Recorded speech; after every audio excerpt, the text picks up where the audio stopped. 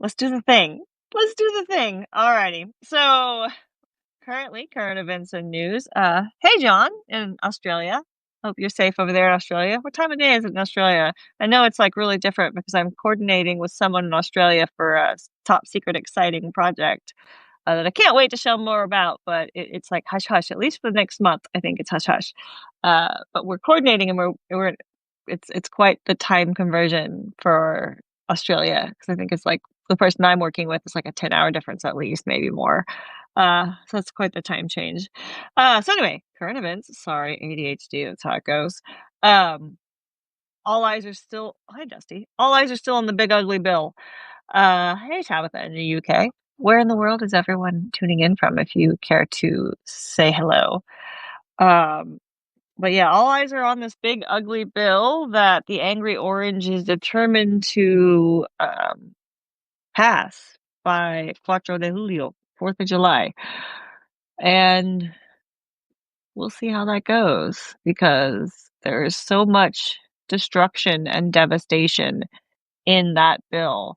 If it passes, it will be so bad for so many people. So many people are going to suffer if this bill passes in its current state. And like we've said, like big bill. There's no reason for the bill to be this big other than the fact that they want it to be so big that people won't read it, because they're counting on people not having the attention span to read it because I believe like similar to Project 2025, if I'm not mistaken, it's about 1,000 pages or 900 pages, a big, massive bill. And even, Marjorie Taylor Greene, I don't know what her name is, Marjorie Taylor Greene, like she admitted, I didn't read it. Yeah, because it's ridiculously large.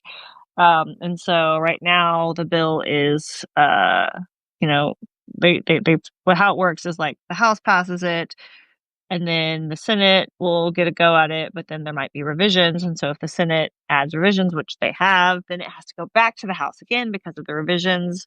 And so then it'll go back to the Senate again. So every time it's revisions, it just like gets revised and then it has to go back to the other. So they like, whoop, whoop, whoop, whoop, whoop. They're like volleyballing it back and forth, right? So that's what we're doing right now.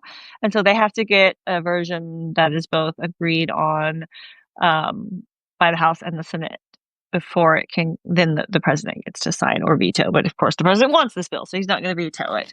And so that's like how the process works for anyone that is kind of wondering because they're like, wait, it already went to the House, has to go to the House again. And that's kind of why, because there's revisions that are happening. So that's where it is. And the thing is like right now in the Senate, I think they said like with the Republicans, they can like if 4 Republicans vote no on it, it won't pass. I think the number was 4. Numbers aren't my thing, and I should have written the number down. But it's like they have a narrow margin. And so, the thing is to really put pressure on those Republican senators not to vote yes on this bill. But it's hard to watch because I don't have a lot of faith in the end that they'll do what's right. But,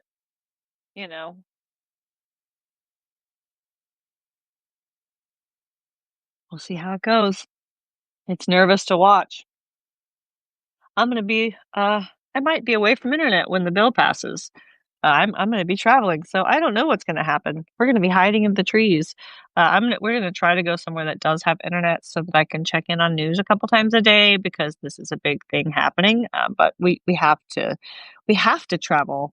It's funny because honestly, I would actually, ideally, since I have family in town, ideally would not be traveling this week and would like to stay and hang out with family. But we have neighbors that love the big loud boom boom boom fireworks. And in past years when they had like this firework day on like a weekend, it would be like starting firework day and then for the next week after they're popping fireworks. And my doggos, those are my kids, I love them and they are terrified and I can't sit here and watch them suffer for a week of people doing boom, boom, boom. Well, they're just like hyperventilating and shaking and scared. The big fear, the big fear dogs get or animals get. I don't know if anyone's seen it. It's just too hard to watch. So we're taking the dogs to the woods this week Like, normally, we would try not to go anywhere on holiday weeks, like, that we avoid holidays because that's when everyone goes to do the things, and so we don't like to be out when everyone's out. We try to go at non-peak times, but we have to go because we have inconsiderate neighbors who don't care about the animals and maybe people with PTSD and wildlife, and, so we're having a forced trip, and so we're gonna make the most of it. I'm gonna go touch some trees, it's gonna be amazing, but we have to go because the dogs and the fireworks. Good morning, Dawn. I hope you're having a wonderful day, all things considered, as good as things can be, you know? Like I said this in the last live stream, don't be ashamed if you do find things to be joyful about in all the sadness, stress, and chaos that's going on in the world. Um, last week I shared that I was just appalled, frustrated, annoyed, and also kind of sad for this person that I had someone that commented on a post because we were kind of using humor and jokes. Y'all just want to feel better. You just want to feel better. This person said, as if it was like like this is something you should be ashamed of, that you want to feel better, that you can find humor in a situation. And it's just like, yeah, we do want to feel better because I spend a lot of time really angry or really sad. I spend a lot of time crying lately because I have to read. Well, I don't have to read. I feel like there's a duty and also a privilege that I'm able to bring this information, that I can sort it and bring it to you. Honestly, that is a great privilege, but it means that to do that work, it requires me to read a lot of news stories and sort through a bunch of really just horrible things. And I don't even share everything I find because I need to like find sources and all this stuff. So there's a lot of stuff I don't share that I still am seeing, but I can't really share. And it's just really heavy. Like it's really heavy. So like there'll just be some news stories. And it's just like I'll now I'll sit with the feelings and I will cry, and I'll sit and cry and really allow myself to cry and feel these things. Uh, but I'm not posting that online because that's like a private moment where I'm feeling my feelings, and that's a big deal for me to just sit and cry uh, with a news story because for most of my life I was really good at like just not feeling things and being very like logically detached from my feelings, and so, like, now I don't really have that same well, I guess I could probably now, but there was for a while, like, last year when my grandfather passed, I kind of had lost the ability for a while to, like, not feel, like, to turn it off, like, my off switch was broken, um, and so, like, I just all of a sudden was forced to feel everything for the first time in my life and not I couldn't escape from my own feelings and had to actually be with them and sit with them and feel them and learn to be curious about them, and it was like a whole thing I had to go through, um, and now I probably, because I 'cause I'm better, I probably could, like, turn feelings off if I needed to, but I don't want to anymore, like, it's because I realized it was not healthy for me, but, like so it's like, if I'm gonna feel all these feelings that are very heavy, like all this sadness and this anger, and I think these sadness, this anger is, like, the appropriate way to feel in response to what the hell's going on because it's fucked up. Like, I'm sorry, I don't think for me, maybe I won't speak for with that thing else, but I don't think it was a healthy reaction to be not feeling, and so I do think it's healthy to feel right now, and there's just so much to be upset about. There's so much heaviness in the world that I also refuse to let someone make me feel ashamed for the fact that I can go out in my garden and see beauty and find joy, or that I can go spend some time in nature and find some things that make me feel better, or that I can use humor to cope with shit that's so fucked up because humor is like the glue or maybe the scotch tape holding me together at this point because like there's so much just heaviness and weight and darkness, and if I don't have humor, it's like, laugh or you'll cry, right? Like if I don't have humor, I'm gonna fall apart. Like I laugh or you cry, but like I actually do cry too, but it's like there's a time to laugh and there's a time to cry, and I'm learning that I can have both of those things. And so for someone to come and be like, "You're just trying to feel better," and be like, "You should be ashamed of yourself for trying to feel better." I'm like, "No."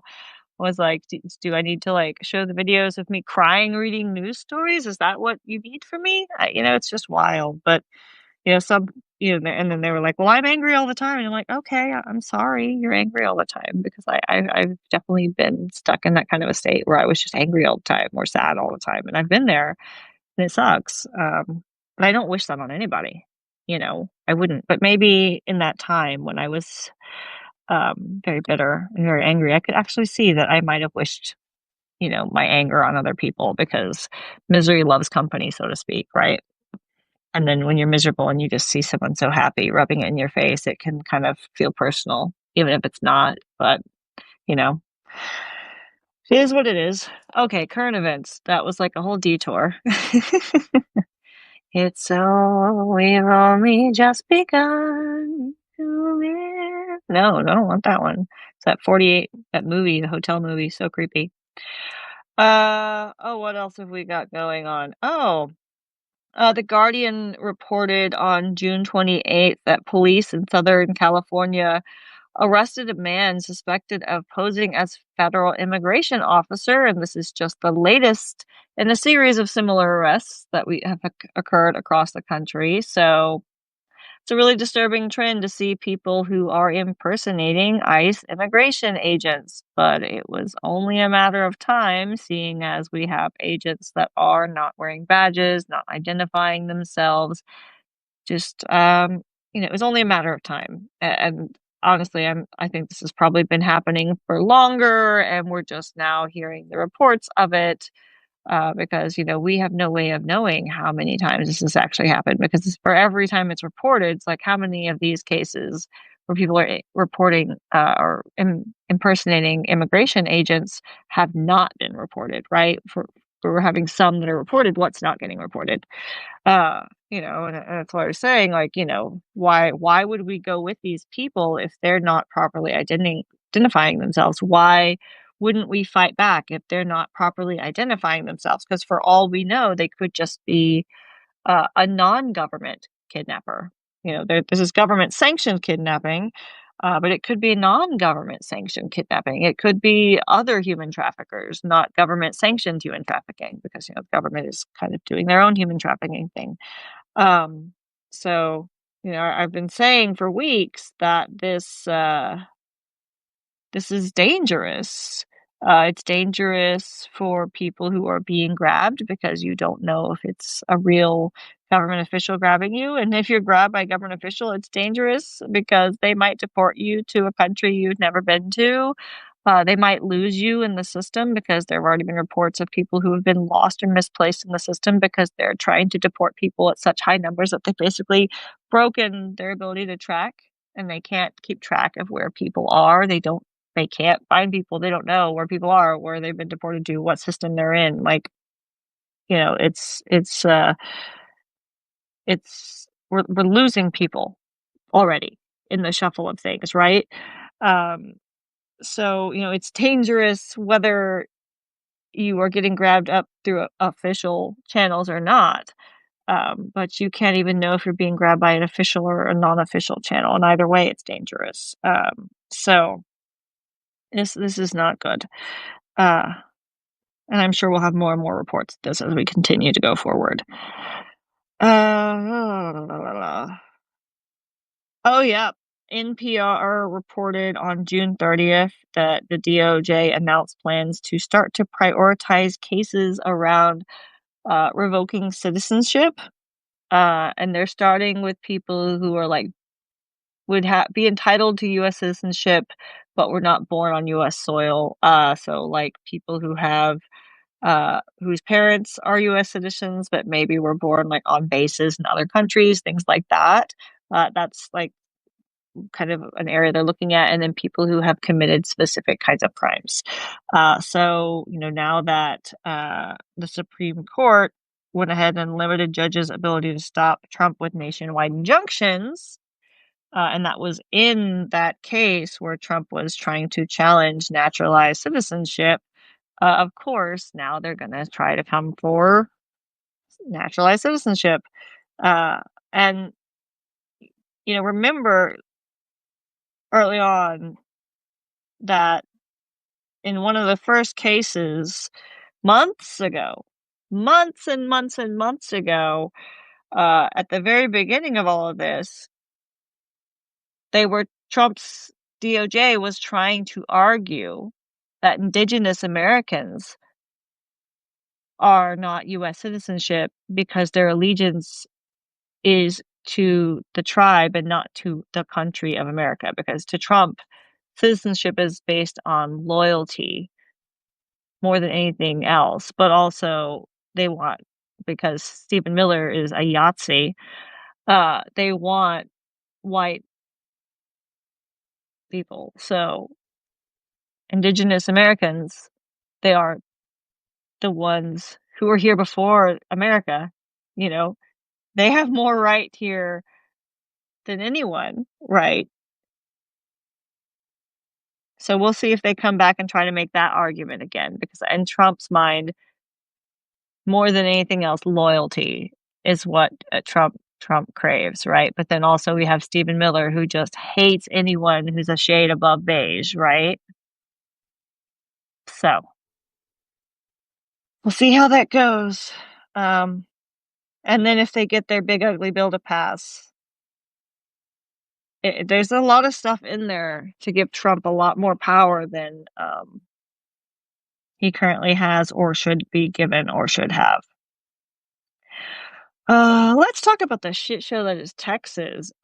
Because Texas not only banned DEI from schools, they also banned cell phones from schools. And so, I understand teachers may have some frustration with students' cell phones ringing and using phones in class and things like that. However, like, banning cell phones entirely is potentially could be putting students in danger. So it's like there needs to be some other solution. If it's like, the phone goes on a teacher's desk in class or what, I don't know what the solution is. We just we're expected to keep our ringers off and our phones weren't seen. And if they were seen, then the phone was taken up until the end of the period if it made a noise, and then the teacher would give it back. And sometimes, like, if you're a repeat offender, they would turn it into the office if you got in trouble multiple times. Some teachers really hated cell phones and then would just take them from you because they just hated cell phones and then take it straight to the office. So it really depended on the teacher. But, in across the country, in various events where there have been active school shooters, students having cell phones have been how students have contacted parents and how people have called 911. And so students having those phones has been really critical in emergency situations. In Uvalde, in Texas, too. Like even here in Texas, like students having phones has been really key to their safety. So just seeing this for me, I just think about how it potentially can put students in a situation where they may be less safe. Um, and also too, like, honestly, like when I had a cell phone in school, a lot of reasons teachers didn't like students to have cell phones in school is because the teachers would gatekeep if we were allowed to make contact, when and if and how we were allowed to make contact with our parents or guardians. And so, like, the school would be like, no, I'm not going to permit you to call your guardian or to have contact with your guardian. But if you have your own cell phone, you can text your parent or guardian and be like, can you come get me? Whereas, like, if you had to, like, the school would gatekeep, and it's like I'd be like, I wouldn't be feeling well, and so then I want to call, about going home, and they'd be like, no, we're not going to let you call your parent because you don't have a fever, and so we won't let you. But like once you had your own phone, they couldn't stop you from contacting your parent, and then your parent could come get you, right? And so that was like, for me in Texas, that was like, until I had my own phone, that was like one thing, is like the school would try to prevent you from contacting your guardians or parents, like if the school was trying to kind of control you. And so, I think this is just dangerous and bad for a lot of reasons. And, they talk about, like, they want parental rights. Um, well, what's this? Like, it's restricting parental access to a child potentially. And like, if it's a trusting, safe relationship with your parent, um, or you're like, "Hey, mom, I need you to bring me something." Like, maybe like there's been some kind of an accident and it's embarrassing and they don't want to go tell someone in the office that they need their parents to bring them shorts or underwear. Like, right? Like they can text their mom. It can be discreet. It doesn't have to be a whole thing, right? Like it just doesn't need to be that way. It's just one, in my opinion, just one more way to control students. And Texas is all about control. So it's just Texas being Texas, unfortunately. Um, Speaking of nonsense and racism, um, well, there's a few things actually, nonsense and racism we could talk about. The Latin Times reported on June 30th, so that's yesterday, that ICE raids are leaving California farms with unharvested crops. And so that's not just happening in California. This is happening across the country because migrant workers and immigrants are afraid to come into work in farms that have been targeted by immigration raids. And so, when you have excuse me if anyone knows this already. I'm just gonna. I don't want to like. I don't know. Like I don't want to sound pretentious, but like because it seems kind of simple. But like when food becomes ripe in a field, there's like a certain time period. There's a window that it has to be plucked in, right? And so food is like rotting in the field right now because there's not people to pick it. And so, right now food is not being picked in the field. And so then food's not going to getting shipped to the stores. And before long, we're going to see that there's less of certain kinds of foods available. So this is going to impact people whether they realize it or not, because this is a disruption in our food chain. So this should be really interesting. That's all I'm going to say. Um, Dawn, I remember in choir in the first hour, someone's mom came in the room to give him the lunch that he had forgot at home. All of us raved him a bit, but I thought it was a nice mom. Yeah, exactly. And it's usually just something little, but it's like, why does the school need to gatekeep everything, right? Like, why? They treat it like a prison. School is a lot like a prison, in my opinion, so many ways. The lunches, the little trays, the buses, so many things. They have to get permission to go to the bathroom. Like it's just kind of ridiculous. Okay, the air conditioner just came on, and I need it to survive. So that is what it is. I'm not sorry. Let's see. Oh yeah, speaking of immigration, the Trump administration recently announced that they were suing LA, Los Angeles, over their sanctuary city policies. So we will have to watch and see how that court case goes. Check video. What am I checking the video? Uh, what do you mean check video? I need more information on what I'm checking for. Um, but so suing the city of Los Angeles over their sanctuary city policies. We will see what impact this has on other sanctuary cities as well, because it blackout. Really, did the video blackout? Can anyone else see the video? Angela says the video is blacked out. I wonder. Can anyone else see it? You can see it, Angela. You might have to try like refresh your Substack app and come back. Um, hopefully you can fix it. Okay, Lisa can see it too. Angela, try refreshing your app, like closing it and coming back. Okay, well, that's a little bit of relief. I was thinking maybe it was a sound thing because the AC just come on and it's kind of loud.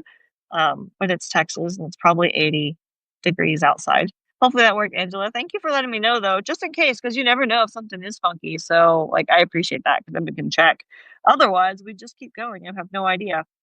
But anyway, with the sanctuary cities thing, like, if this is successful with Trump suing one sanctuary city, it can have really devastating impacts across the entire country for sanctuary cities.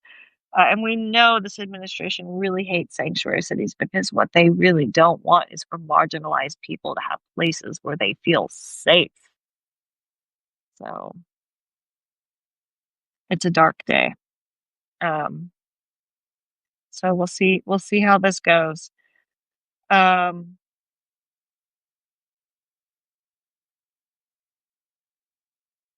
this one's heavy. Adriana Smith was finally laid to rest after being used as an incubator for a child that was not going to be viable and most likely will not survive now. Um, and that is just really showing uh, the objectification of women, the objectification of people who have uteruses, the objectification of people of color. She was a Black woman who was used as an incubator. Really, really dark, dark times when something like this is happening, and everyone knows about it, and nobody put a stop to it. Just for months, weeks and weeks, just letting it continue.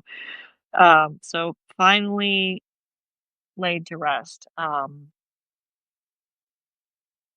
And it just shouldn't have been that way, And we had that, which was just unspeakably disgusting. And then we had another woman in another state that did get let out, but was originally arrested for having a miscarriage. Uh, and then while she was locked away for it, like I said, she's been released since then. They, against her will, had a named her unnamed her baby that had been miscarried and had a funeral for it. And they also charged her with like mishandling of a corpse. Um, and this was not even like the age of being viable. So it's just like it's a dangerous time to have a uterus right now. Um, it's a dangerous time to exist right now as a marginalized person at all. It's probably even dangerous to be a non-marginalized person if you're willing to speak out against the regime. We're getting there. We are getting there. We are quickly getting to that point. Um, I need something light because that other story is just really heavy. See, I'm not going to be ashamed. Like, I need to feel a little better right now. So we're going to talk about something light. Um, oh, that's a good one. Elon and Trump are feuding again. It always amuses me to watch these two brutes uh, dueling it out with one another, like Godzilla and King Kong. Like, it's always amusing because it was not if, but when they had a falling out, because those two just both have egos that are so large that it was inevitable. And, just watching our angry orange president, he has this pattern that when someone overshadows him or is no longer useful to him or falls out of favor, he turns on them. So it was only a matter of time before he turned on Elon. Or vice versa, because Elon Musk is not exactly, I don't have good words to describe Elon Musk right now. He's not a great person either, right? And he's not exactly a very loyal. We'll just say he's not known for his loyalty. How about that? And so it was only a matter of time before these two just went after each other. And so it's like they went at each other, and a little calm, and then Elon started talking unfavorably about this big bill again. And so Elon started ranting again on Twitter about how the big bill is not good and how bad it is. And so then Trump made a Truth Social post last night, and I haven't checked since this morning, talking about, maybe revoking all of the subsidies that Elon Musk gets for Tesla and SpaceX, and then even made a little like passive kind of remark about maybe revoking Elon's citizenship, which, part of me is like, yeah, revoke Elon's citizenship. If you're going to be revoking citizenship, revoke Elon's citizenship. But then the other part of me is like, look, we are talking about revoking people's citizenship for political reasons and for personal vindictive reasons openly and publicly now. So it's like, ha ha ha ha, laughing and crying at the same time because holy F, that's not right. Because, and like, look how normalized this has gotten so quickly that like using the Justice Department and using immigration and ICE as Trump's personal tool for settling his personal, problems with people. Uh, that's like part of it's like, haha, Elon. But then also it's like, this is not good because if they can go after the most richest man in the entire world, what hope do the rest of us have, right? So it's a little funny to see them brawling online, but also it is kind of telling to see like, anything that can be done to Elon, who has lots of money, wealth, and power. Like, but what chance do the rest of us have, right? It's just a little concerning. That's all. That's all. A little concerning. It's a lot concerning, actually. Yeah. Let's see. Oh, there's some other good news. Gavin Newsom sued Fox News for, I think it was 757 million or 787 million, seven something 7 million. So we'll see how that case goes. I think uh, it'll be interesting to see, if Fox News is punished for this, for spreading fa fake news, even though they accuse everyone else of fake news. Oh, the irony. Um, and in less good, less happy, very serious news, the Supreme Court kind of basically rolled out a nationwide "don't say gay" policy for a lot of schools. And let me tell you, how that really like goes nationwide. So there was a case that went all the way up to the Supreme Court where parents were objecting to books with queer characters being read in schools. And they have successfully got the Supreme Court to rule that parents must be allowed to opt their children out of any kind of lesson, story, or just coming into contact with or having access to anything around LGBTQIA queer characters.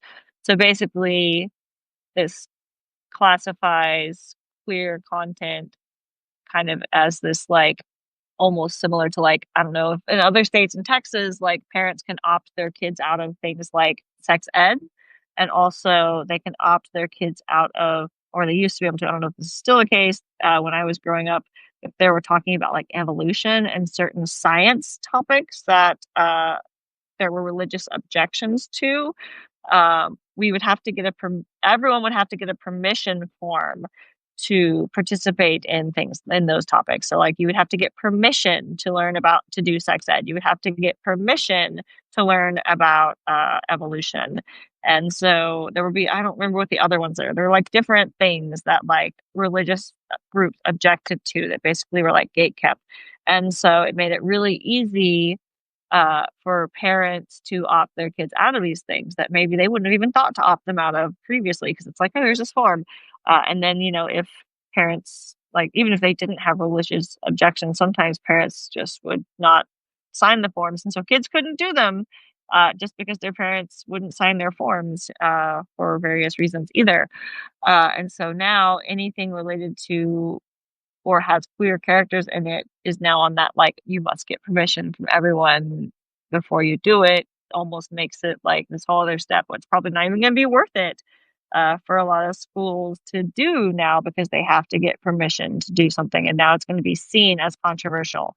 Um, and it's ridiculous because like this is just like something as simple as like a story where a child might have two moms or two dads, right? And there might not be anything explicit or of sexual nature at all in the story other than the child has two moms. Like, and it might just be a story about the kid and the moms are just there, but they're not really featured. They're just there. And that could be considered like explicit. And so what does that mean for children who actually have 2 moms? Like, what does that mean, when these things become taboo or when they're seeing other kids, like, not allowed to participate because their parents, are looked down upon by these other kids' parents because they think it's not appropriate that they have 2 moms. Like, why are we exposing kids to that? And so it's like, why is it okay then to have straight parents in a book, right? Like, if it's not okay to have books with queer characters, maybe we should start objecting to any book that has any kind of attraction in it. Like, so if queer characters are banned, straight characters are banned too. Anything that mentions a straight romance or a straight nuclear family, let's ban that because it shouldn't have anything about relationships. Kids are too young for that, right? Kids shouldn't be learning about relationships. That's too young. Oh, wait. It's only too young if the relationships aren't straight.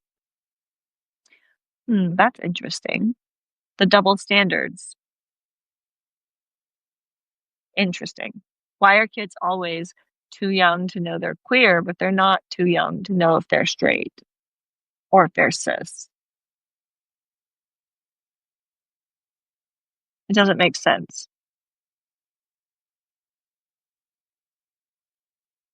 I think that's wrong. Why not send out curriculum to parents if they can read it and decide, yeah, it's just, it's going to be used to target specifically like erasing queer people from public life. And those young people, like, it means a lot to them to see their families represented. It means so much to see queer representation, and just to have your identity inherently sexualized. It's just like, for example, like as a polyamorous person, anytime I mention I'm polyamorous, and I don't mention it because people do this, people instantly think it means I'm just jumping in the sheets with everyone. Right. And I jumped in the sheets with more people when I was younger. Uh, but no, for me, it's more about the fact that my relationships don't have limits to what they can become. Right. And so I'm open and receptive to more types of friendships. And I am not closed off to the possibility of friendships becoming more than friendships. But also, there's no pressure for relationships to become more than that either. And so for me, especially being right now that I haven't had a lot of free time on my hands and I've been really using my free time to reconnect with family and people in my life I hadn't been spending enough time with when I was so worked up in like the survival mode.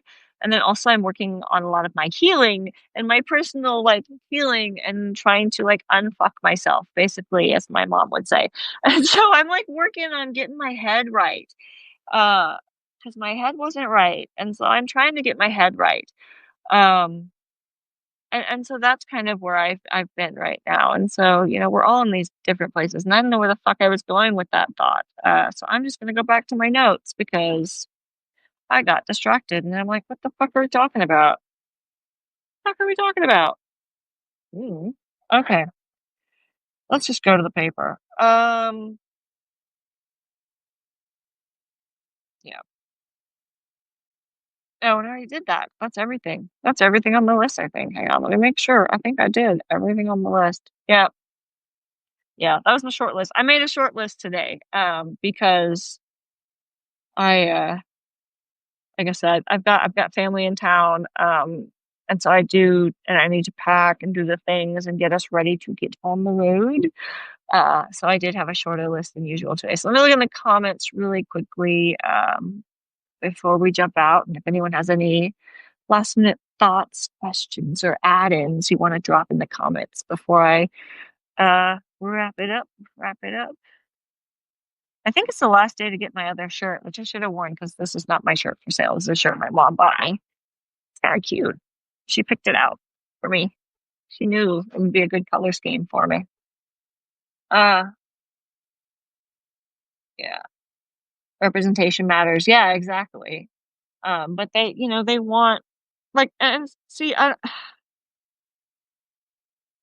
just share like representation. Like it matters so much, and like they have the oth- the people who are hateful and they want everyone to conform and assimilate and be like them. Think that if queer people, and especially those with identities that can be like invisible and can be like not seen necessarily with the naked eye, um, like they think that if people aren't talking and sharing experiences about these identities, people won't still have these identities, right? Or it'll just somehow make us not exist anymore if we aren't talking about each other or talking to each other. And it doesn't make us not exist anymore. So, like with my personal journey, for example, uh, I'll take being autistic first because that's what I figured out first. Is I found out I was autistic when I was 29 years old, and all of a sudden I had a vocabulary and a language to describe an experience I had had my entire life that I didn't have words for. You know, I was always autistic. I was born autistic. I've been autistic my entire life, but I didn't know that for the first 30 years of my life. And so when I didn't know I was autistic and I didn't know I was neurodivergent in multiple ways, I couldn't properly describe my experiences. And I also thought I had to be like everyone else. And I just thought a lot of my experiences that other people couldn't relate to were somehow wrong or shameful because other people couldn't relate to them. And so I became really ashamed of all the ways that I was different because I didn't understand that there is a spectrum of differences uh, between all humans. And so I was really ashamed because I didn't have like this neurodiversity framework with which to view myself and humanity as a whole. And so I thought we were all the same. And when I wasn't the same, it made me feel like I was inferior as far as being autistic goes. And so, like, once I found out I was autistic, I was diagnosed at the age of 29. I started to have like words to describe my sensory experiences. I knew I wasn't being like gaslit, I knew I had been gaslit for most of my life about my experiences when people I tried to speak up about my needs and people have been like, you don't need that. Let me tell you what you need. And I'd be like, no, but this is what I need. They're like, you don't need that. You just think you need that. Nobody needs that. It's like, but I do. I'm telling you. Like, for example, sunglasses. When fluorescent lighting was bothering me, wearing sunglasses indoors it's very helpful to me. And now I will do that and I won't have somebody tell me I can't. But like when I was a kid, nobody believed me. And I was like, it hurts, it's bright. And people would take my sunglasses or my hats and not let me wear protection from the indoor lights because nobody else was complaining. Right. And so now I don't care if nobody else is complaining, I'm uncomfortable. And so I'm uncomfortable. It doesn't matter what other people think of. I'm going to wear my sunglasses if I need to, or I'm going to wear my earplugs with my noise canceling if I need to. And it doesn't matter if other people think it's rude or inappropriate, right? But when didn't know I was autistic, didn't know I was neurodivergent, I let other people decide for me what I needed and what was acceptable for me, regardless of what I actually felt. And so that was like one of those changes that was like I had the language to be like, no, actually, you are wrong, and this is what I need. And I knew I was right because I knew I wasn't alone. And so, like having that label and having that language is so powerful. And so it's like, you know, if we don't talk about being autistic, they think like we'll stop being autistic. But it's like, no, we just will be disempowered as autistics if we don't have the language. Same with being queer. Like I didn't have the language non-binary or gender fluid to describe my gender experience for nearly the first 30 something years of my life. It was after being diagnosed autistic and starting the deconstruction of like social norms and really figuring out how much of just my existence was performative because I was doing what I thought was expected of me, not doing what I actually wanted to do or felt.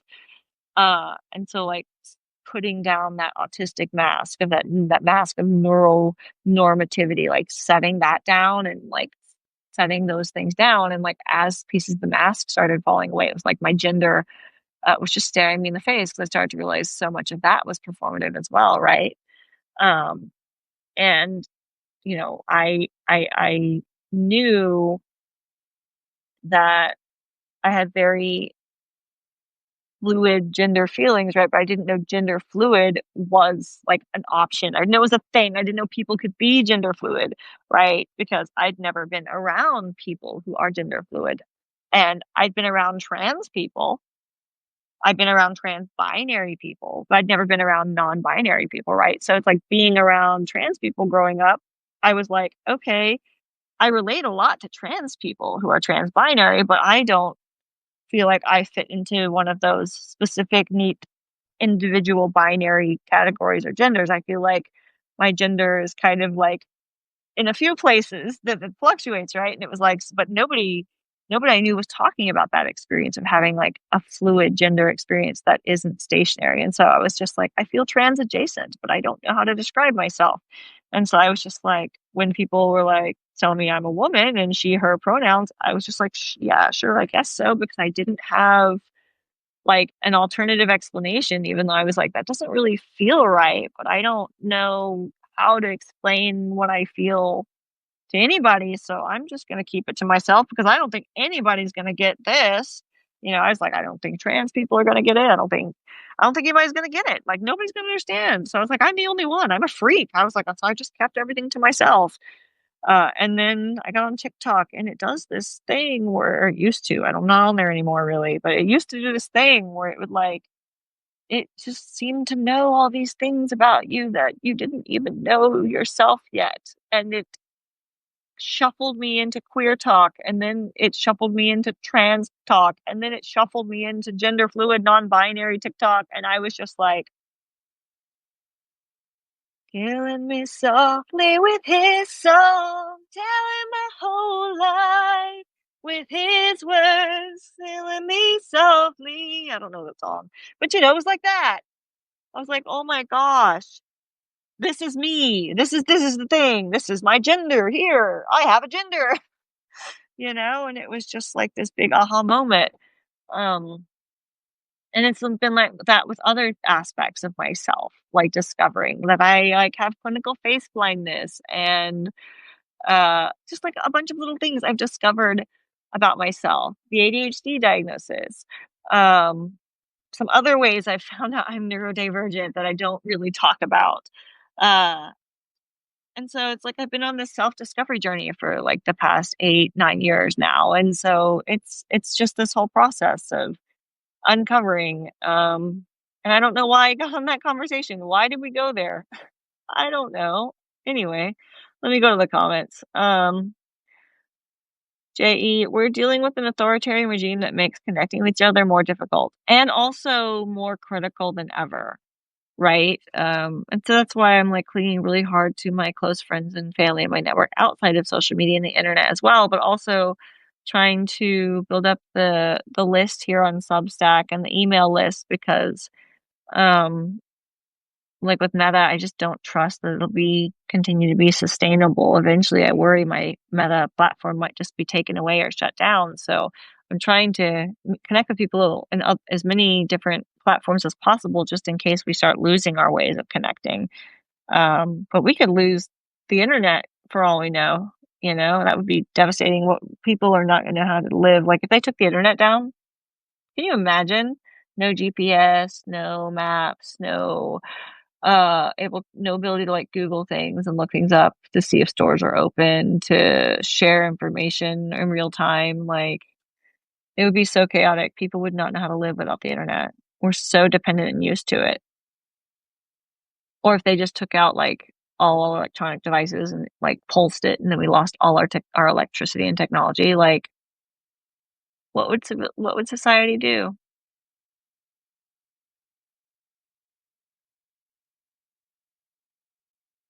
Exactly. Well, it'd be wrong for me. I have no judgment for others who define themselves as polyamorous or exploring it if they are. Yeah, and that's like the thing. It's like, people do people. Like, people are monogamous as long as they don't try to make me be monogamous. We're good because it just never worked for me. It just like my brain is like this. This doesn't logically make sense for me. Being monogamous. It just didn't work for me. They don't want us to exist in polite society. Exactly. And it's like I knew I was not monogamous when I was like 11, which that definitely raised eyebrows. And a lot of people thought that was pretty problematic. Like, you know. Yeah, exactly. People need to believe your experiences and that you are the expert of your own needs in life. Yeah. But we have so many gatekeepers. Like, we have academic gatekeepers, we have medical gatekeepers, um, even in autistic spaces and communities, we have a lot of gatekeeping, and that's why, like, I'm not in a lot of autism groups and spaces because, um, there's just not space for people to learn and grow, and, like, there's just a tendency to just really not, like, have a trauma-informed way of dealing with one another, if that makes sense. And so there's just people get really upset when people unintentionally cause harm because so many of us have been caused by people who are intentionally causing harm, um, that, we don't know how to sometimes tell the difference between people who are, um, actually harmful and want to cause harm and people who are really trying to be helpful and have the best of intentions but don't see how they're being harmful, and people who would totally be allies if they understood what karmic conditioning they've learned is wrong because, we've all been taught these harmful beliefs. Like, we don't need to be hateful people. We're taught by the society to be hateful. But there's just not a lot of peace and grace for people that genuinely do want to be allies but don't know the best way to go about it. And, I will admit that early on in my journey, when I was newly diagnosed and really figuring out, and definitely in a different spot with my trauma healing, I was bad about this as well too because everything just felt so personal all the time, right? Every criticism felt really personal. It felt like an attack. I wasn't in a space where I was able to be curious when people, were giving feedback that was not asked for, especially like 'cause a lot of times people will be very unkind and degrading when they give you feedback if you make a mistake. And now at this point in time, it's like uh, if someone's being degrading and is using personal insults and insulting um, in vulgar, vile ways, even if they have good feedback, I'm sorry, like it kind of loses it for me still, but I don't take it personally anymore. Whereas it used to be very personal. And so I see the pain because a lot of people are in that space. And it's like, I know what it's like to be in that space. But if we are trying to create communities and safe spaces, it's not very conducive to learning and to sharing because, like, when people are triggered and activated, at least for me, like, I can't make new memories, and a lot of us, like, our memory is impacted when we're activated, and so, like, when I start to get triggered, my memory start getting little cuts like VHS tapes, and I start missing little pieces, and so, like, you can't learn when little pieces of your memory are falling out of your head. It makes it really hard to remember things, right? Because there's pieces missing. And like just being anxious and being triggered and being activated, it like makes it hard for us to encode new memories. And so, it just wasn't really good for a learning space. And so that's why my space is really different. Yeah, being trans or queer was not a hat on the table for me to even try on. Just didn't even occur to me when I was in grad school. Yeah, because you get out of, like, your current space and you start to, like, have the freedom to, like, figure out who you really are outside of other people's expectations, and it's really powerful to start questioning that. The AC is coming back on again if anyone heard that noise. "Keep being you." "Oh, thanks. Right back at you." As Gen X, I had no words to explain it either. Yeah. I love that song. Hey, you did that this morning? Oh, wow. That's not what anybody usually says when I sing anything because my singing is not usually enjoyed by people. So I'm glad it made your day. No internet was most of my life. LOL, yeah. You know the other song I really love? When you were here before, could look you in the eye, just like an angel. Yeah, that one. I'm on the A spectrum, and a bi woman told me I wasn't bi or pan because I didn't want to have sex with anyone, but my husband occasionally gatekeeping. Wow, almost asexual, if not AM. Yeah, and the gatekeeping is really bad, even in the queer community. I had a boss once many, many years ago before I knew pansexual was a thing, because when we learn, like, we find more labels that apply better. Like my labels for my orientation have changed over the years too. So like I used to identify as bisexual before like I knew what pansexual was. And then I heard the definition of pansexual. And I was like, I feel like that fits me a little bit better personally, even though they're very similar labels, right? And so I heard about being pansexual, and so I changed it eventually when I was like, that fits better. But for a while, I identified as bisexual, and I told my boss once this when I was working at the Texas Commission of Environmental Quality as a contractor. Um, and my boss was a lesbian, so I was like, "Oh yeah, it's cool. I got a lesbian boss. She'll get it." And then she heard I was bisexual, or I don't remember if I told her. I think she probably overheard me talking to someone else. I don't think I was talking to her probably. I don't really remember exactly. The only thing I remember is how upset she got and her like storming away, ranting to the whole office that bisexual people didn't exist. They were just basically horny nymphomaniac perverts that give the entire community a bad name. And that I remember. I remember her reaction. I can remember, like, I can see her very clearly walking away. I don't remember what led up to it. I just remember how upset she was when she found out I was bisexual, um, because she thought it just meant I was a horny pervert who just liked sex so much that I was gonna take it anywhere I could get it. That's what she said. Yeah.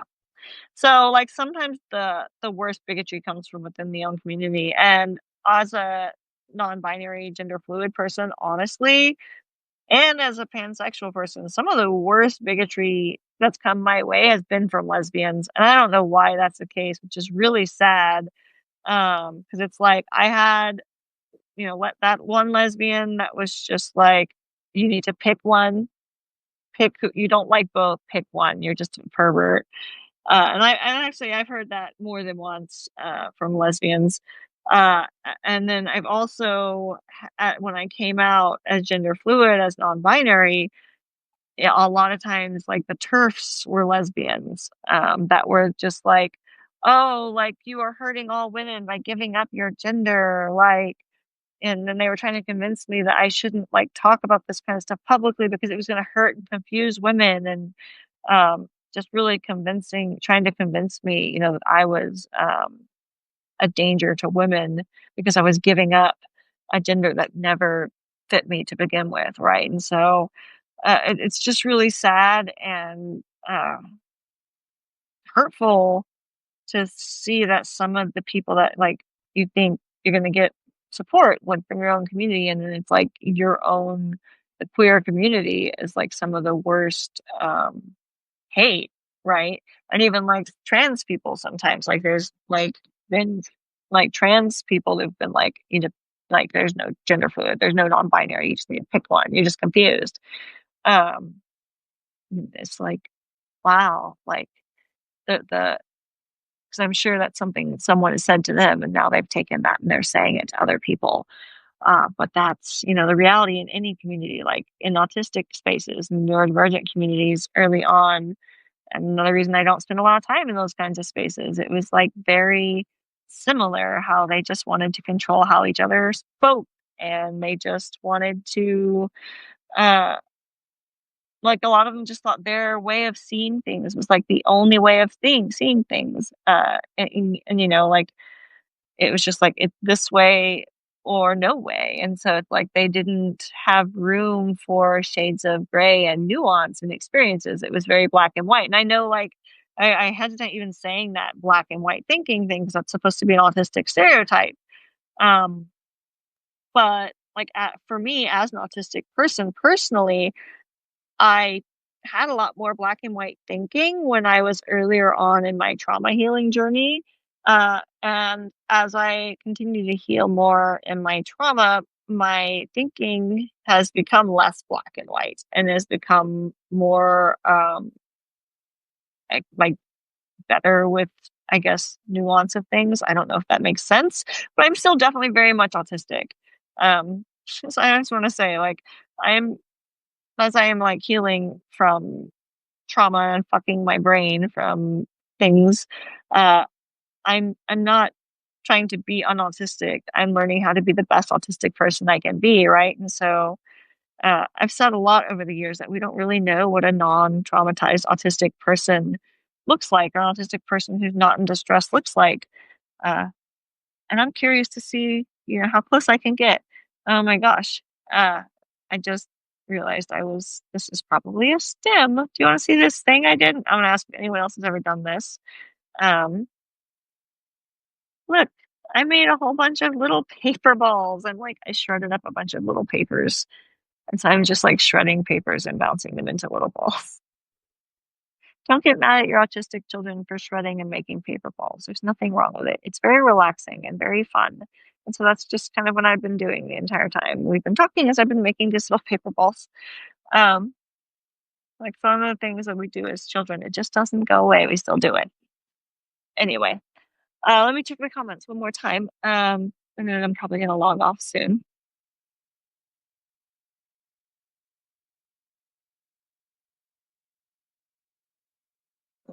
Excuse me.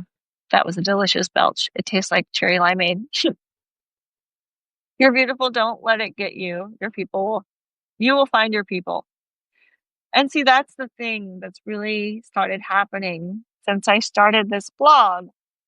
It's like when I started the blog, I was very isolated and very alone, and I was processing like being diagnosed autistic at the age of 29. Uh, and as soon as I was diagnosed autistic, like I knew I was like, oh, if I'm autistic, then my partner is definitely autistic. But it took them another 4 years to accept their own being autistic after I was diagnosed. And that was really hard because like I couldn't talk about finding out I was autistic with my partner for the first 4 years because whenever I'd try to share about being autistic, they'd be like, I do that and I'm not autistic. And I'd be like, but yes, you are.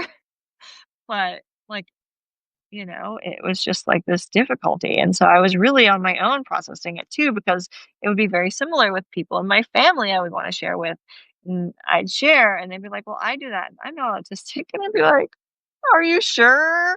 And so I couldn't talk about being autistic with anyone around me for the most part in the beginning when I was processing what being autistic meant to me. And so that's why I started this blog because I was trying to like process the journey and like unpack what being autistic is because writing for me is like a big way I process things. Um, and then also I was documenting because my memory is like Swiss cheese and I never know where like a hole's going to appear and something's going to disappear and I'm going to lose a memory. Although since I've been working on trauma healing and stuff lately, like my memory's becoming a bit more cohesive and like I'm recovering a lot of those memories, but that's like a whole uh story I'll share in the future one day, but I'm not really ready to share that yet because that's just something I'm going through right now and I'm in the weeds of it. Um but it's just been a whole process, right? It's like it's an evolution. And I've been thinking a lot lately uh how grateful I am that I was able to get the information about my own brain when I got it and start that journey. It'll be 9 years ago this past fall when I was diagnosed, or this coming fall, it'll be 9 years since I was diagnosed autistic a few months before my 30th birthday. I'm just so grateful that I was able to start that journey when I did, because that has left me in a point to where, like, right now, I'm in a position where I can handle everything that life is throwing at me because I was gonna say there was a time in my life, but actually just like for most of my life, I wouldn't have been able to handle like what life has been throwing my way. And now it's just like I've gotten to a point where I finally like start to know myself, like my needs for the first time in my life. Like I just have coping skills I never had for most of my life. Like, I have tools. I know about the window of tolerance. Like I've just learned so many things that, like, if I hadn't had the opportunity and just, I don't know, just luck of everything aligning where it is, like, I don't think mentally I would have been able to handle the regime change that's gone on. Like, I think this would have, like, really sent me over the edge if this had happened, like, 5 years ago or 8 years ago or even, like, maybe 2 years ago. Even if it happened before last year, because last year, like, I went through some shit last year, like, when my grandfather passed away and then our oldest dog passed away, like, less than a month or 2 later. Like, I don't know, it's all kind of a blur, but, like, there was just so much shit, and then our RV broke down, and then we ended up stuck in Texas, and it was just, like, everything happened, and then I lost my consulting work because of and so, like, everything happened, like, at once, and it was just, like, so much, and it was just so overwhelming, and it was just so hard, and, like, at least for me, a lot of times when I go through some really hard, really effed up shit, if I can get my ass through it and get on the other side, even though it sucks in the moment, like, I learn a lot of, like, lessons and there's a lot of personal growth. And last year was, like, really fucking hard, but it also forced me to do a whole lot of personal growth. Uh, and I think that's personal growth I needed so desperately to do this year, like, to be the person I need to be right now in this moment. And so if I wouldn't have gone through the shit I went through last year, like, that really kind of just, like, kind of forced me into, like, a crisis state to where I had to, like, really deal with some shit again.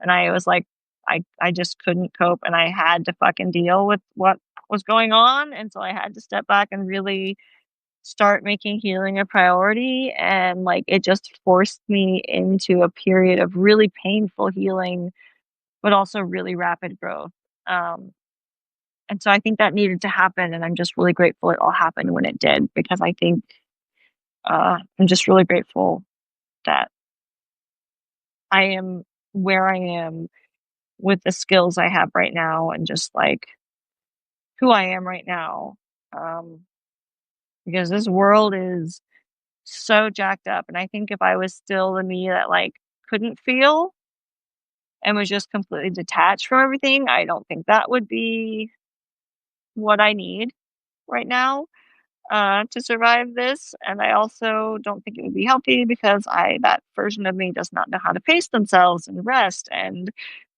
just burn myself out constantly is not good, so, like, I'm glad. I don't know, I'm just grateful for so many things and so many of the lessons I've learned recently because I think the stuff I learned in the last year is really the stuff that's saving my life right now. It's just wild because, I don't know, 8 to 10 years ago, much less would have taken me out, if that makes sense. I don't know if anyone that has done one of those healing journeys where it's like you look back and you go, "Oh, wow, past me could not have handled even a fraction of what today's me, is doing." And it's like, wow, um, today's me or past me would be really proud of today's me, you know? Oh my gosh, Cheryl, I'm so sorry for your loss. I'm so sorry. We have a horrible world where there's just not kindness and there's so much cruelty and autistic and marginalized people face, so much brutalization and dehumanization. And I want so badly for us to have, like, a kinder world. That was kind of my goal with the blog, even though I didn't really know how to create it. And, like, I didn't even always know how to be, like, the person, like, that I needed to be, but I was trying to be the person I needed to be, you know, like, be the resource I needed. Um, yeah, but this regime is just so mean and just hateful and nasty, and it's just like the antithesis of everything I hoped we were making. Like, I thought we were all making a kinder, better world for all those years, and people were becoming more aware of neurodiversity and, our differences. And we were starting to really like, I feel like working with other people in the DEIA sector, like it felt like we were making all this progress. And then here we are, and everything is just going so backwards. And I hate it. Like, I hate it. I made more paper balls. That I love though. The paper balls are fun. I have done many of those healing journeys. It's hard but amazing when you bloom. Yeah, exactly. And it's like I think of the lotus flower analogy, analogy, the lotus flower analogy, where it's growing in mucky, dirty, gross water, but it's like a beautiful flower that blooms despite the muck it grows in. Um, and I'm not saying like, oh, my trauma made me a better person. Like I spent a lot of time mourning the person I could have been outside of uh the stuff I'm trying to recover and heal from, because I've had to spend years of my life now unfucking myself. Um, and it's like I'm almost 40. I'm 38. I think I'm 38. I'm 37 or 38. I'm not good with numbers. I literally have to do the math to tell you. But it's like I think I'm 38. I'm pretty sure I'm 38. I'm almost 40, and it's like, dang, what if I like wouldn't have had to spend the last almost 10 years unfucking my brain? And really this started when I was like in my early to mid 20s. So it's been longer than that. I just didn't know it was neurodiversity that was the answer to so many of the things that were confusing, I guess. But it's just wild to see how far things have gone and how much has changed in that time period. I'm making like a nice paper ball collection here.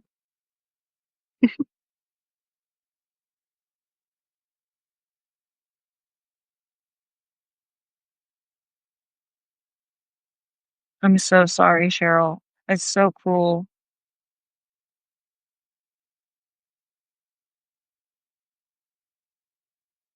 Gone.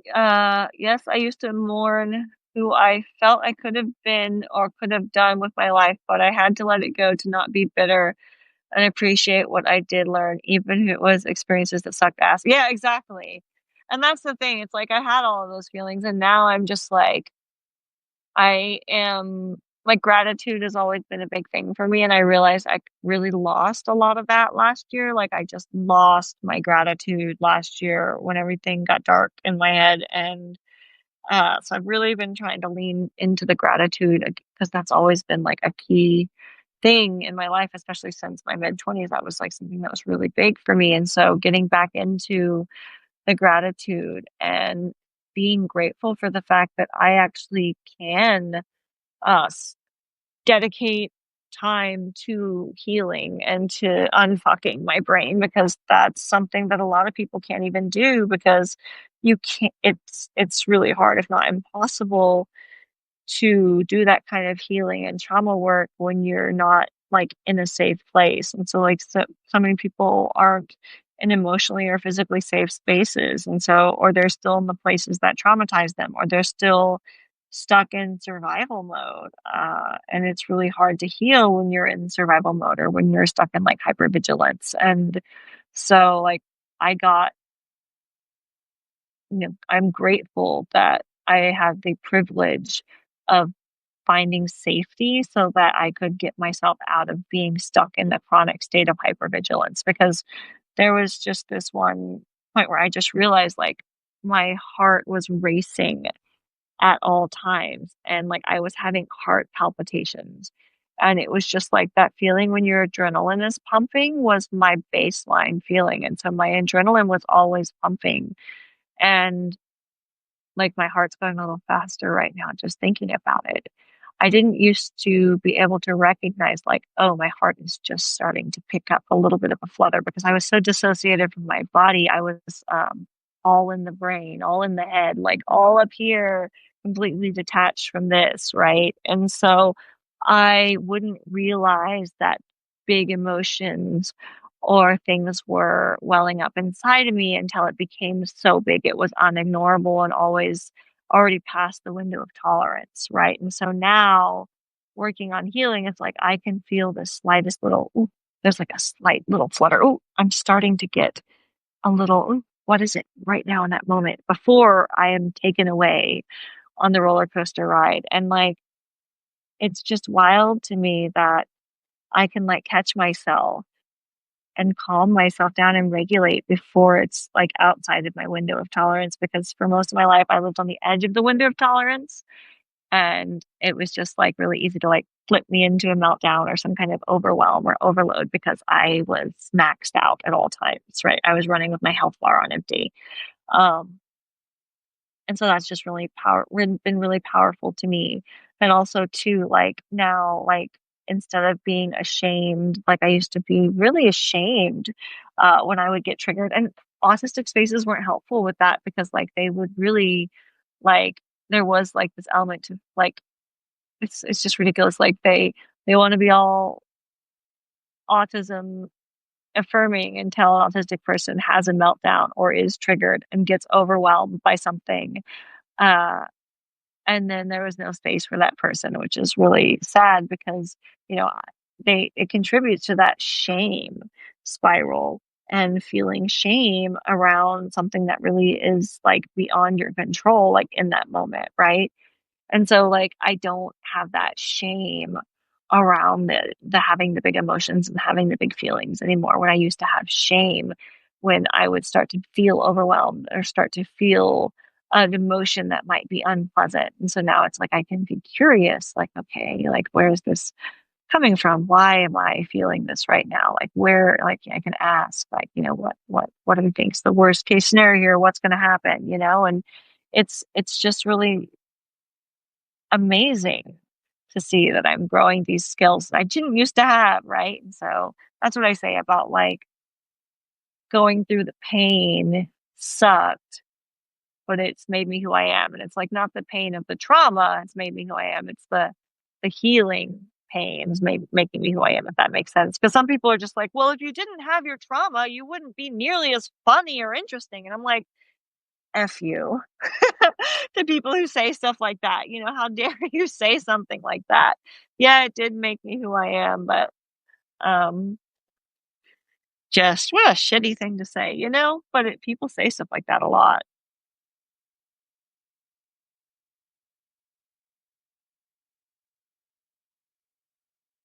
Oh, you're proud of me for making it through. I'm proud of you. Oh, that's you growing? Yeah, I've seen you grow over the years. Well, I'm glad. Um, you know, that's the thing. It's like I hope, you know, I can be like show through my actions that I'm growing as a person. Like there's like on the internet culture, there's like a lot of like I see like, you know, people like make a mistake and then demand an apology. Um and so there'll be this big grand apology and then everyone's evaluating whether the apology is sincere enough or not or if there's problems with the person's apology. And like everyone's stuck on all of these apologies as like some kind of doing repair of some kind of harm or damage for making a mistake. And sometimes it's just like, you know, a misspeaking, not understanding how something is um, maybe harmful. Sometimes it is really shitty, really harmful stuff.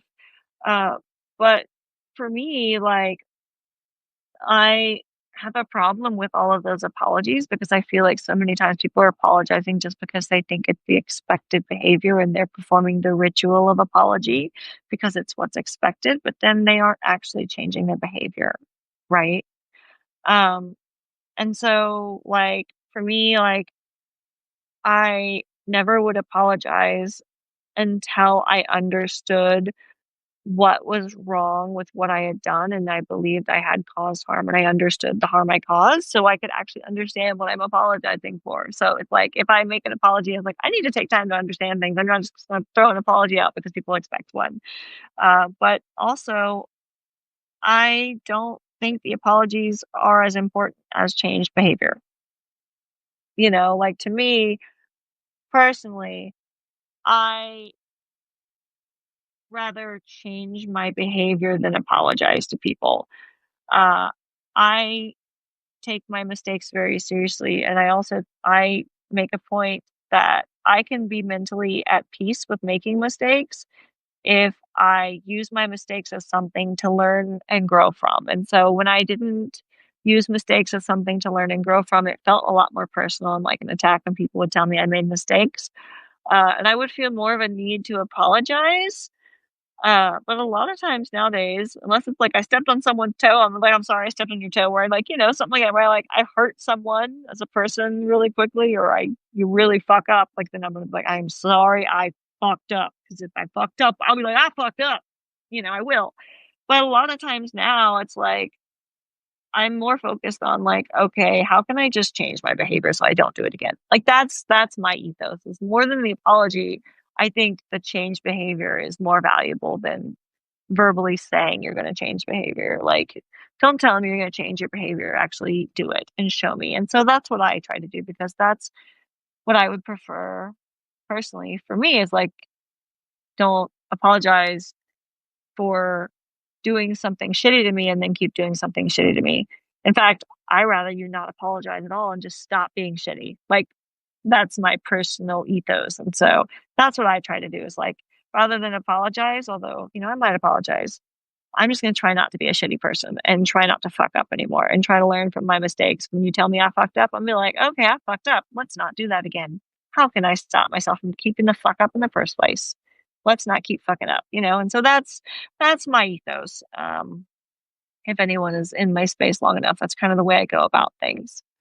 Also, the other thing I saw, like talking about how people aren't very trauma informed, like these autism Facebook groups, which are supposed to be just like learning groups, not where people were advocating or anything, just places where like individual people were learning from each other. Someone would like quote something or say something wrong. Because, like maybe they'd say a person with autism or something instead of an autistic person, and they'd have rules about that. And so, and it's just like all this language policing, which is very, anyway, very white supremacist. And so like they would just control everyone else's language and then they would like, you need to issue an apology in the group for, the language and the harm you caused. And so people would have to issue apologies and prostrate themselves in the group because they, used some language they didn't understand was wrong. And then like months later, even if they were trying to do better, they'd be like, remember all these times you had to apologize? And then they'd bring up the screenshots of all their apologies and like, look, and they'd shame them with all their past apologies. And it's just like, wow, man, you're like weaponizing things against people and you're not giving them space to grow past something they said 10 years ago or 6 years ago or 6 months ago. And it's like you are snapshotting people and freezing them in time and not allowing them to grow and become better people by always defining people based on their past mistakes and not their current actions. And that's really, in my opinion, very problematic. And, as a person who has trauma and DV, um, with past partners from high school, I understand the tendency to, once you know someone is harmful, not want to trust them again. And there are definitely instances where that is probably best and safest, especially if we are people who struggle to know when we're being manipulated or coerced. Uh, so then, playing it safe by distancing yourself from people that are harmful in that way is reasonable. Uh, but it doesn't necessarily work in spaces where you're trying to educate and share information with one another and people are like genuinely have good intentions and just don't know and are curious, if that makes sense. Anyway, that was a whole rant just because I think there's just a lack of compassion. and curiosity and, uh, I don't know. Like, when I was first diagnosed as autistic and just in general, like, I need people to like, people I'm in relationships with and people I'm close with, like, I don't need everybody to do this, but I need people that if they want to be close to me, what I need from them in return is for them to be curious, compassionate, and to assume I have good intentions, and to not automatically assume the worst about me when we have a misunderstanding. So not assume I'm trying to be difficult, not assume I am, you know, uh, intentionally forgetting to do things or intentionally not remembering things, realizing that it's not personal. I'm not trying to be difficult. I'm not intentionally forgetting things, stuff like that. And so I don't know. My brain just erased and reset again. It's like, "Mwah, erase." Happens a lot. All right, all. I am going to log off. I love that y'all are having conversations with one another. I hope y'all connect, help everyone build and find communities and find one another. That was really what this blog was for me when it started. I didn't know that's what it was going to be, but I was basically letting my freak flag fly, so to speak, so that all the other delightful and wonderful, strange, weird, beautiful humans and creatures, because some of you don't want to be human. Okay, that's fine. Could find me, and I'm so honored that you've all found me, and I hope that can help you find one another. When we were having the physical in-person meetups in Colorado, like, and in Texas, like, some of the people who met in the meetups now are friends outside of the meetup, and like they swapped phone numbers and they like, met people next to them. One day I want to have meetups again. I kind of want to have a camping trip one day and have like we clean up the woods and then we have a weekend camp out. Like that's one day maybe something we'll do. But I want to use it to clean up our national forests and wilderness areas. Um, what? Why are we? I just keep getting sidetracked. I'm trying to log off and I can't log off.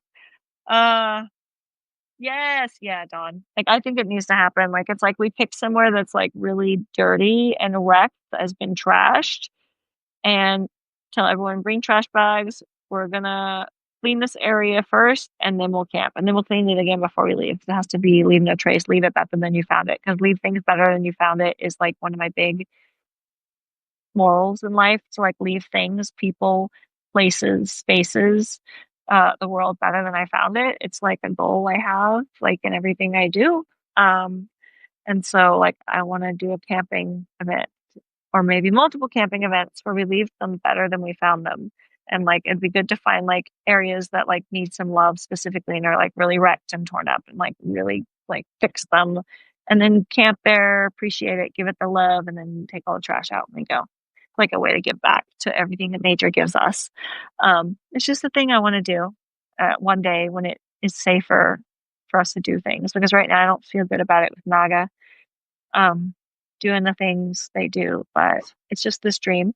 Okay, the dog says I have to hang up, and Dusty is the boss, so I've got to hang up.